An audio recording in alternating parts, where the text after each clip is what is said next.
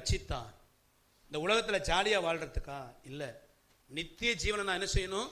சுதந்திரிக்கணும். இந்த அழைப்பை உணர்ந்து நித்திய ஜீவனுக்காக உலகத்தின் அருவருப்புகளையும் ஆசாபாசங்களையும் உலகத்தில் கர்த்தர் விரும்பாத வழியில் வருகிற எந்த சந்தோஷத்தையும் வேண்டா குப்பைன்னு தூக்கி எறிஞ்சிட்டு நித்திய ஜீவனுக்காக தங்கள் வாழ்க்கை சுத்திகரித்து கொண்டு ஓடுகிற கூட்டம் தான் தேவனை எஜமானாய் கொண்டவர்கள். அல்லேலூயா.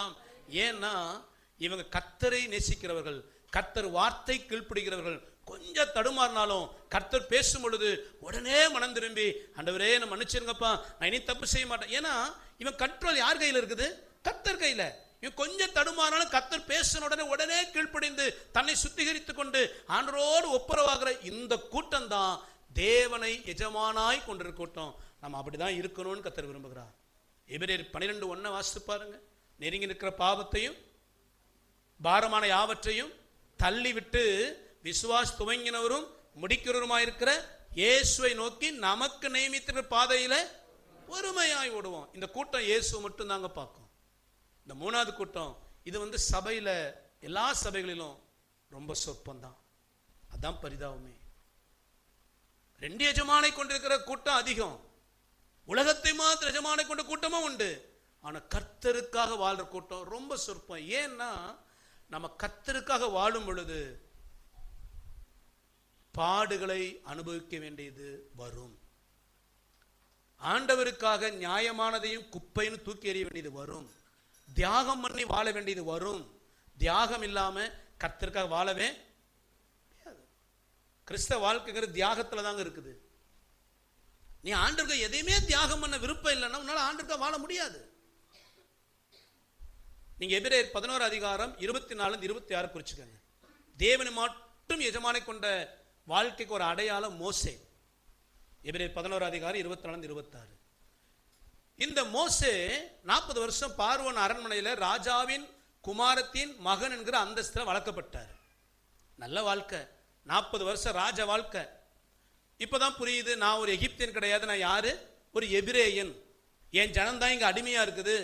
இதை கேள்விப்பட்ட உடனே நான் இனி எகிப்தியனா வாழல, கர்த்தருடைய ஜனமா வாழணும்னு முடிவு பண்ணிட்டார். நல்லா புரிஞ்சுக்கங்க. எகிப்தியனா வாழ்ந்தா அரண்மனை வாழ்க்கை, எகிப்தியனாக வாழ்ந்தால் சுகபோக வாழ்க்கை, எகிப்தியனாக வாழ்ந்தால் எகிப்தின் சகல பொக்கிஷங்களும் அவனுக்கு உண்டு. கர்த்தருடைய ஜனமாக வாழ்ந்தால் அரண்மனை வாழ்க்கையை தியாகம் பண்ணணும். பார்வோன் குமாரத்தின் மகன் என்கிற அந்தஸ்தை என்ன செய்யணும்? தியாகம் பண்ணணும். நான் எகிப்தன் அல்ல, நான் ஒரு எபிரேயன் என்று எபிரேய வஸ்திரத்தை அணிஞ்சு கொண்டுட்டா ஒரு அடிமையை போல கஷ்டப்படணும். பாடுகள் உண்டு, போராட்டம் உண்டு. இப்போ மோசேக்கு முன்பு ரெண்டே சாய்ஸ், எகிப்தின் சுகபோகமா கர்த்தர் நிமித்த வருகிற பாடுகளா? மோசே பார்க்கறான், எனக்கு எகிப்தின் சந்தோஷம் வேணாம், பாடுகள் ஓகே. அல்லேலூயா. சத்தமா சொல்லுவோமா? தியாகம் பண்ணாங்க. நீங்க அந்த வசனம் வீட்டில் வாசித்து பாருங்க. பார்வோன் குமாரத்தின் மகன் என்னப்படுவதை வெறுத்தான், தியாகம் பண்ணான். ஆண்டவர் பிரியமில்லாத தன் விருப்பங்களை தியாகம் பண்ணான். ஆண்டவர் பிரியமில்லாத தன் காரியங்களை தியாகம் பண்ணான். கர்த்தருக்காக வாழ்வதற்கு தன் சந்தோஷங்களை தியாகம் பண்ணான். நம்ம எதங்க தியாகம் பண்ணோம்?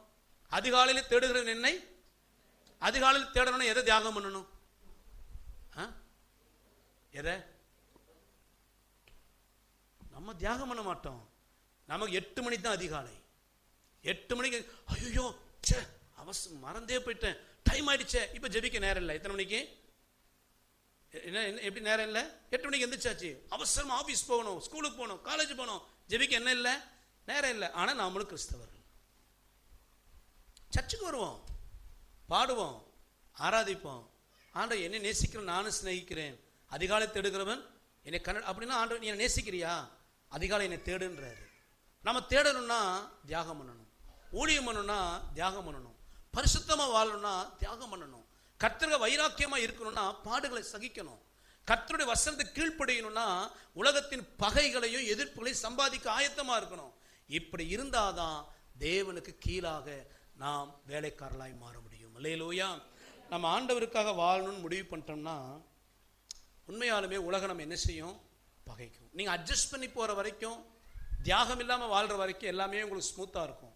என்னைக்கு நீங்கள் அட்ஜஸ்ட் பண்ண மாட்டேன், கர்த்தர் வார்த்தை கீழ்ப்படிவேன்னு சொல்கிறீங்களோ அன்னைக்கு போராட்டங்கள் வரும், குற்றச்சாட்டுகள் வரும், அபாண்டமான பழிகள் வரும், காரணமற்ற காயங்கள் வரும், நியாயமான ஆசீர்வாதத்தை தடுக்கலாம், உங்களுக்கு விரோதமாக எழும்பி போராடுவார்கள். எல்லாத்தையும் முறுமுறுக்காம ஆண்டவருக்கான மோசே யோசித்து பாருங்க. 40 வருஷம் சுகமா வாழ்ந்தாங்க. இப்ப அப்படியே ஸ்கின் பிக்சர் மாறுது, சீன் மாறுது. நான் கர்த்தருடைய ஜனன உடனே ஆடு மேய்க்கிற நிலைமை வந்துருச்சு. மோசே அதை ஏற்றுக்கொண்டான், அரண்மனையை தூக்கி எறிஞ்சான், தியாகமாய் வாழ்ந்தான். பாடுகள் வந்துச்சு. மோசே லைஃப் 40 வருஷம் ஆடுகள் மேய்க்கிற இடத்துல பிரச்சனை. அடுத்த 40 வருஷம் இஸ்ரவேலை வழி நடத்திட்டு போறான். போற வழியில இந்த ஜனங்களால் அவன் பட்ட பாடுகள் கொஞ்சம் நஞ்சம் கிடையாது. ஒரு ஊழியக்காரனுடைய பாடுகள் என்னங்கிறதுக்கு மோசே சரித்திரம் தான் அடையாளமே. அல்லேலூயா. நீங்க கர்த்தருக்காக ஊழியம் பண்ணணும், கர்த்தருக்காக வைராக்கியமா இருக்கணும்னா உலகம் என்ன பண்ணும்? பல நேரங்களில் கல்லை கையில எடுக்கும்.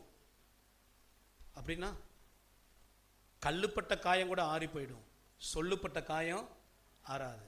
சில நேரம் ஆண்டவராக நிற்கும் பொழுது அநேக சொற்களை கேட்க வேண்டியது வரும், காயங்கள் அனுபவிக்க வேண்டியது வரும், தூக்கி எறியப்படுகிற காரியங்கள் வரும், நீங்கள் அவமானப்படுத்தப்பட வேண்டிய காரியங்கள் வரும்.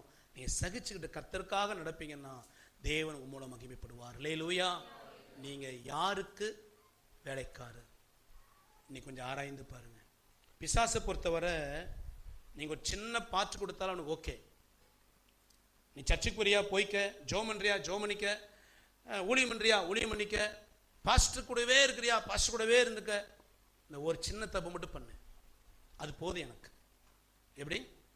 நீ எல்லாம் செஞ்சுக்க, 99% நீ கிறிஸ்தவனாக வாழ்ந்துக்க, இந்த 1% இந்த தப்பு மட்டும் பண்ணு போதும். இது பிசாசுடைய எதிர்பார்ப்பு. தேவன் அப்படி கிடையாது.